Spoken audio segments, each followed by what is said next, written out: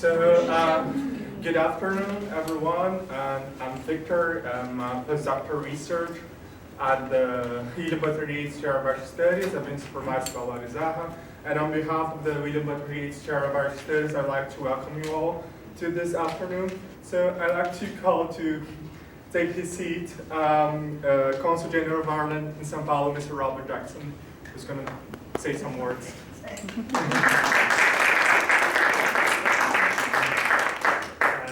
Firstly, thank you so much for the invitation. I haven't been here since Tuesday. When we talk about the output from universities, this is my second book launch. It'll be this week. So if that's your standard week, my God, when do any of you sleep? It's just so impressive. The work that you do on translation, I'm so looking forward to hearing Luci later. We're running a film festival at the moment. I've had maybe 2 or 3 hours of working with subtitles to go from Irish to Portuguese using English in the middle.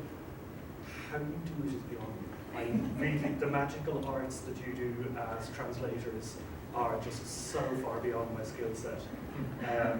I studied law, so I worked with words, laboured with words. Now I'm a diplomat, we get to play with them a little. But listening to poets, writers like yourselves, what you do, it's not just an art form. For me, sometimes it feels like you're architects building something completely different each and every time with words. Or chefs, you take different pieces of words, put them in, use your skill set, your palette, your narrow palette to create something completely different. And each time you mix, I mean, Paul was listening to you on Wednesday with Beatrice when you were sort of saying, oh, I haven't heard my poem like that before. So each time you hear, each time you read, each language now that you get to read your work in is like a new experience. So I know you're going to enjoy listening to Luci speak earlier on, but also we have the pleasure of having Méabh join us as well. We are so looking forward to hearing from you. So just thank you again to Laura. It's always such a pleasure.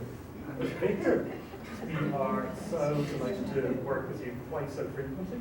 I think we've probably seen each other almost every single day this week. Yeah. So when we say we have a close partnership with us, we actually do mean it. It's great. And just to see how much work you produce, the amount of students that are following in so many legendary footsteps. And I know many of you got to meet the one and only Munira earlier on. When you look at the map downstairs of this enormous country and how many cities in this country have Brazilian Irish studies in Brazil, it's Munira. Now that you've met her, you know why. So nobody's here to listen to me. There's so much more to listen to. So Victor, thank you so much, and I'm so looking forward to listening to this. Thank you.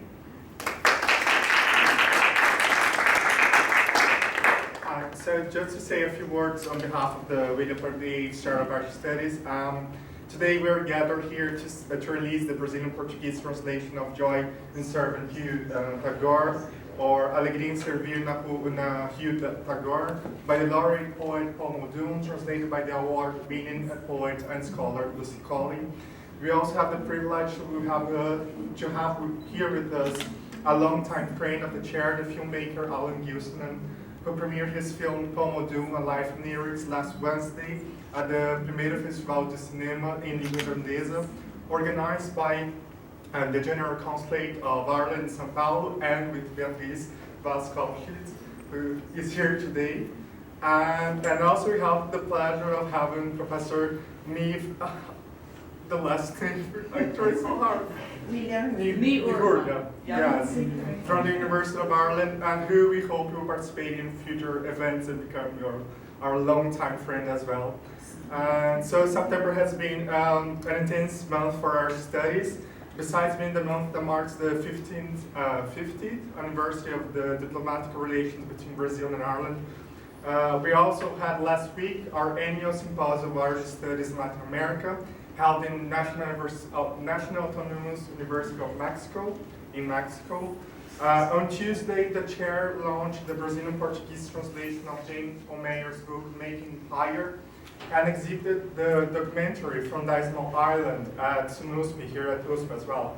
Yesterday we had a lecture by Barbara Moangelo on Salirunis, Normal People, and today we have the honor to be gathered here for the launch of Alegria and Servir na Rue Tagore. Next week, the annual conference of the Núcleo de Estudos Irlandeses will take place at the Federal University of Santa Catarina. All the events mentioned here demonstrate the strength of our studies in Brazil and Latin America. The academic production events that take place in this part of the world follow the interdisciplinarity of our studies in its multimedia and multi-language perspective. So, without further ado, I'd like to call to the floor my dear colleague and friend, Esther Borges, who is coordinating and chair of the session.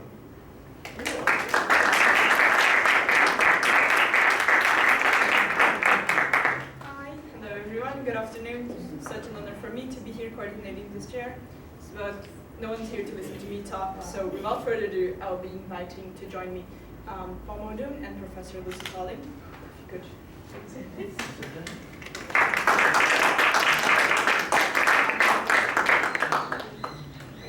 Oh, please. So, Paul Muldoon was born in County Armagh, in north of Ireland. After studying at Queen's University Belfast, he published his first book, New Weather, by Favour, in 1973 at the age of 21.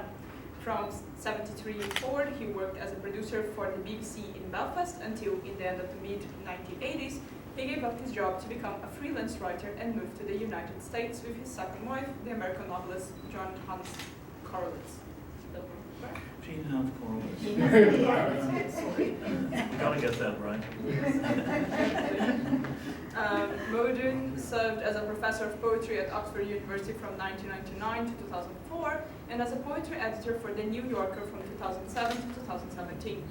Between 1987 and 2025, he taught at Princeton University, where he is the Howard G.B. Clark 21 Professor Emeritus. He was the founding chair of the Lewis Center for the Arts, and in 2022, he was appointed Ireland Professor of Poetry. In addition to being much in demand as a reader and lecturer, he occasionally appears with a spoken word music group, Rogue Elephant. He is the author of 15 collections of poetry, including Moist Sand and Bravo, for which he received the 23 Pulitzer Prize for Poetry. Among his other awards are the 1994 T.S. Eliot Prize, the 2003 Griffin Prize, the 2015 Pigott Prize, and the 2017 Queen's Gold Medal for Poetry. And with him, we have Professor Luci Collin.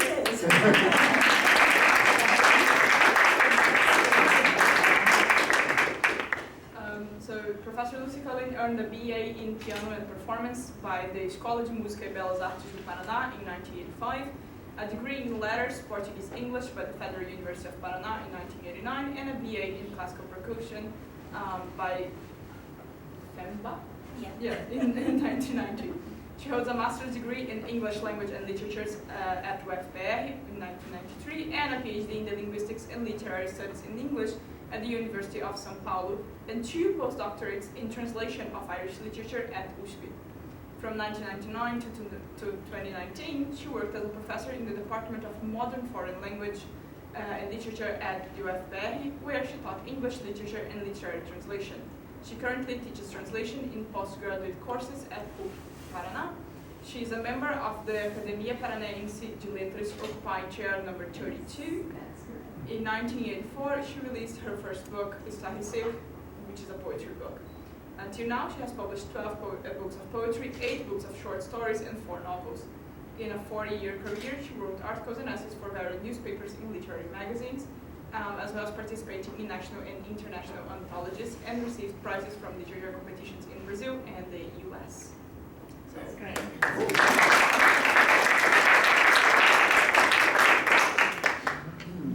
So, if you could tell us a little bit more about first the process of writing this new poetry collection after having so much experience, and then about translating it, perhaps. Would you like me to speak? If you don't mind. Of course.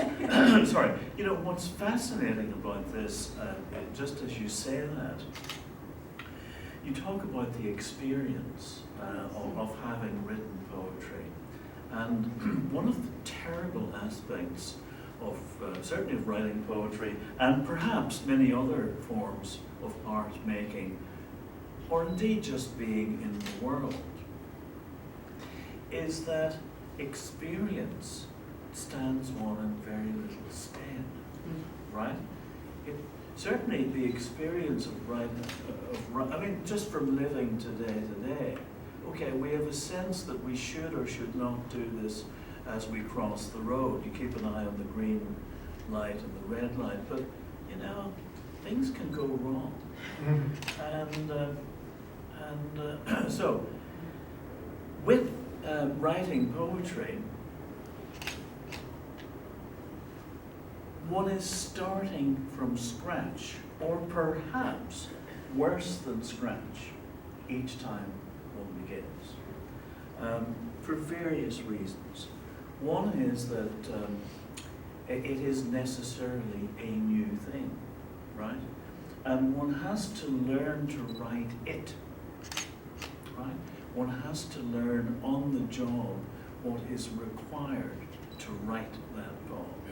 Now, of course, it is the case that something of what one has experienced along the way may be brought from one circumstance to another, but not very much, not very much. I would say, if one is truly going to do something of interest, you know, because what is going to be of interest, while it may have a relationship with the past, it's actually pushing into a zone that is fresh territory for everyone. Am I making any sense here? So just as you need to learn to read a new poem as it comes to you, right? You bring a certain amount of experience to it, one hopes, but really one has to figure out what is needed to read this particular poem, and that's the same applies to the writer. They had to learn to read / write it as they were doing it. So the truth is that, you know, and nobody really talks about this very much, it may, if anything, become more difficult to continue to write poems rather than easier for various reasons. You know, as with, again, any art form, filmmaking, or indeed writing a critical essay, you don't want to be repeating yourself, right? That's one of the first things. And even though one is doomed, perhaps, to do so. But that's not one's own responsibility. One doesn't think about that. The main thing one is thinking about is trying to do something that hasn't quite been done before. Again, not that one gets up in the morning and thinks, hey, I'd better do something today that hasn't been done before. But that is part of it, I think. Anyway, does that make any sense? Yeah, okay. So go ahead. But then it's your problem. Then it becomes your problem, right? Well, would you like to just elaborate a little more about the book? Or? The book, well, you know, insofar as, you know, I work in pretty much complete, to pick up on what we've just been saying, complete-ish ignorance and innocence. I do not know what I'm doing. Neither do I. What is that? Neither do I. Say it again? Neither do I. Well, that's right. But that actually is key. No, I'm not talking about being a complete idiot. No, not exactly, though close. No, but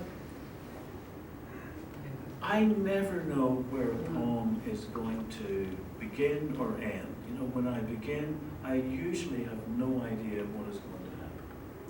And I work on the principle that if I know what I'm doing, you probably know what I'm doing. And that is of, I wouldn't say it's of no interest, but it's of comparatively little interest.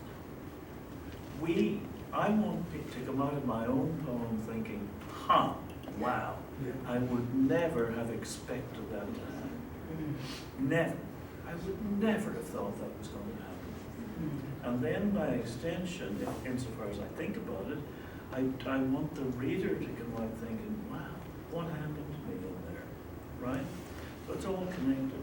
So I just go from the particular kind of poem I write, I go from line to line, and I try to figure out what it wants to do.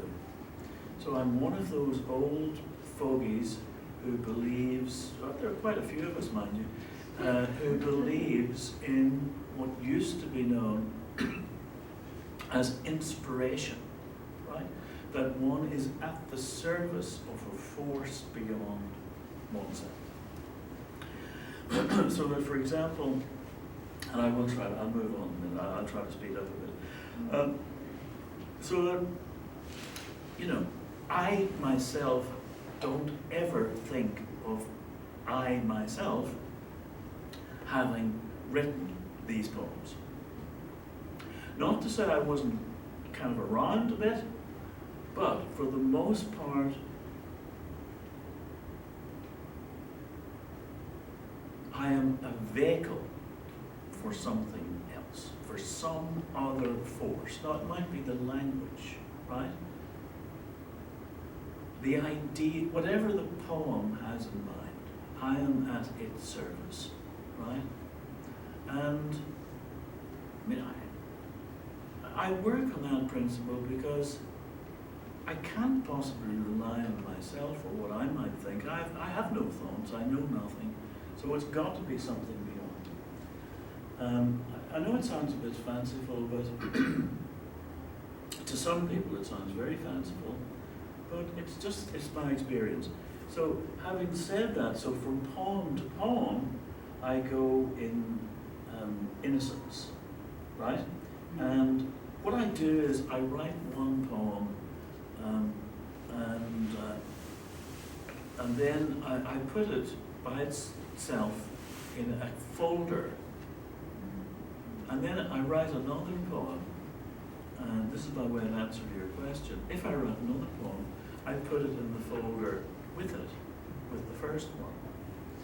And what's fascinating about that is that the sequence in which one reads poems actually influences how they are read.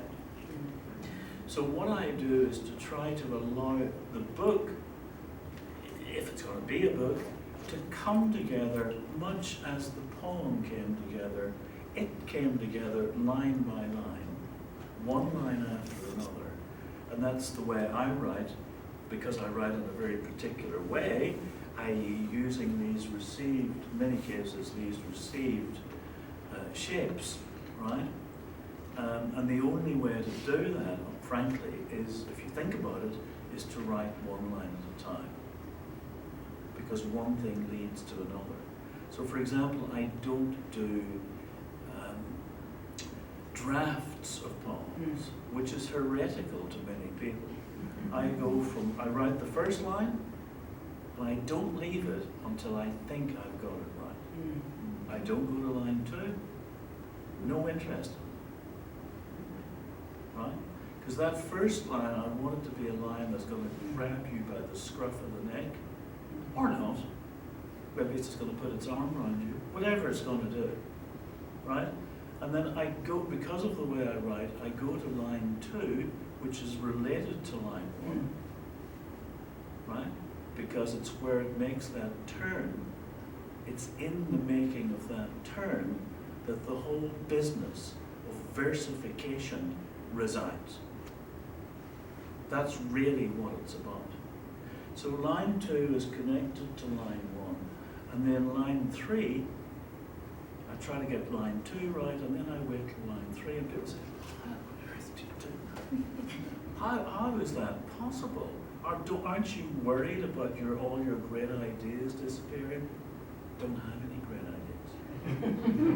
Don't have any great ideas. And if they're that great, they're not going anywhere, right? I mean, sometimes I'll make a note of something, but in general, that's how it proceeds. And then the book proceeds by, if it's going to come together, it allows it to come together of its own volition, right? So, and I never really know, there might come a point where I have, say 12 poems, and I realize there might be a little gap between 11 and 12, and actually that interstitial component, right, that gap may be as useful a what would one say, a force for inspiration or whatever we call it, as being hit by lightning, right? But in any case, so that's the longer answer to your question. The short answer would be, I try to let it evolve and become what it wants to be, not what I want it to be. Not what I want it to be. This is true. I mean, Alan, I'm sure, might say something about this later. It's the same, it's true of many forms of art making. You know, the documentary film, for example. Well, you've got your footage, as it were, and, you don't really know what it is going to be until it tells you. Of course, you need to be able to listen to it. You need to be able to hear what it's saying to you for it to speak to you, if you know what I'm saying. You've got to be predisposed to it. And if you're predisposed to it, then, and I would say only then, is there a chance that something really interesting is going to happen. Anyway, that's the longest, forgive me, a slightly extended, I mean, I could talk about this forever, but, I mean, I kind of could, but you don't want to listen to me for huh? But anyway, so then it's your problem. So, I will say a few words about it. Yeah, yes, Well, so, first of all, thank you everyone here. So, it's really nice to be here. This difficult task, let's talk about the problem. But see, it's again this immense pleasure to be here with you and in this special situation, see, where translation may lead you. Look, we all know you are a master, you are one of the most important poets producing in the contemporary literary scene. So, can you imagine the responsibility of translating this poet? Yes. See, so what could I say about the experience? Of course, I started reading. Of course, I already knew your poetry, but I started rereading most of your poems. See, before I started this enterprise. Then let's say that I thought I already knew, see, so the profile, main characteristics, your diction, so on and so forth. But this book, look, I'm not a specialist in your work, but anyway, this book seemed to me a little bit different, more incisive, more, I don't know, and very ironic. I know that this is, let's say, something that typifies your poetry. And I must confess that this surprised me in a first moment, but gradually, insofar as I moved to see effectively, just working with the translation, I've noticed something so condensed in the poems, see? And I think that I don't know how do you consider this book in relation to the other ones, but this is something I really felt about that.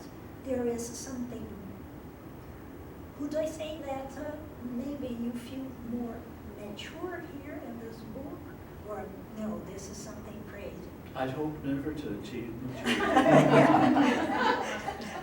Maybe, You know, sorry to inform. Honestly, I don't know. I mean, I really don't. I mean, I think often people themselves, you know,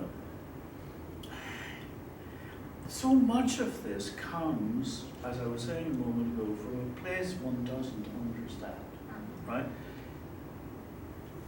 To connect with one's subconscious, one's unconscious, and by extension, the collective unconscious, right? You know, these are terms that, I mean, for some people have no relevance much at all, but the collective unconscious, or some version of it, does have relevance for me. What I have said somewhere along the way is that we may not believe in the collective unconscious in the Jungian sense. Yeah, I mean, Jung, I mean, we associate it with Jung. But I think it believes in us, and whether we like it or not. And so, because one is going to a place of ignorance, to use that word again, you know, one's not necessarily aware of, you know, oneself, of what one's poems are doing. Absolutely, one hopes that in each case there's some little, well, to use a word that one of my heroes, Robert Frost, might use, some little clarification, however fleeting, right? The clearing, you know, Frost talks about the clearing in the wood, right? Some momentary stay against confusion is a term he uses in a poem. A stay against confusion. So for an instant, there is some clarity in the world, however fleeting. Right? But you know, as to what, you know, I have no idea where it fits in. I have no idea. I mean, certainly at the time, the poems seemed to work, right? Otherwise, I don't think I would have published them, though, needless to say, one can't rely on oneself and one can't trust oneself in any of this. Because, of course, what I want to believe is that they're pretty good, even though that's usually a fleeting thing, right? Or that they achieve some, you know, they're doing something. But where they fit in, I honestly don't know. I mean,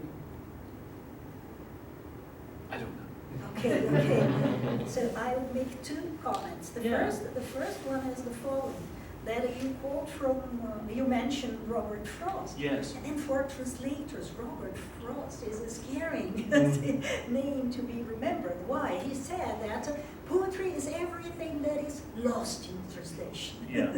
Fortunately, there is another writer, Brodsky, who said, poetry is everything that is gained in translation. So it just brought some hope for us. And one of them is trying to, I mean, you know, there are very few, what would one say, bon mots that, you know,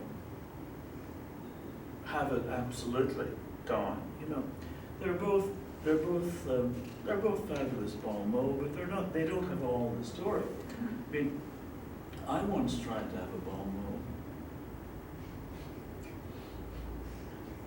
You're wondering how it worked out for me. But anyway, it was that poetry is what survives translation, right?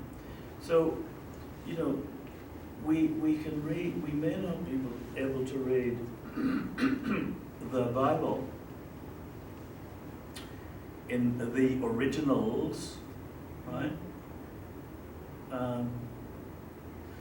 But, you know, we still think we've got a pretty good handle on it.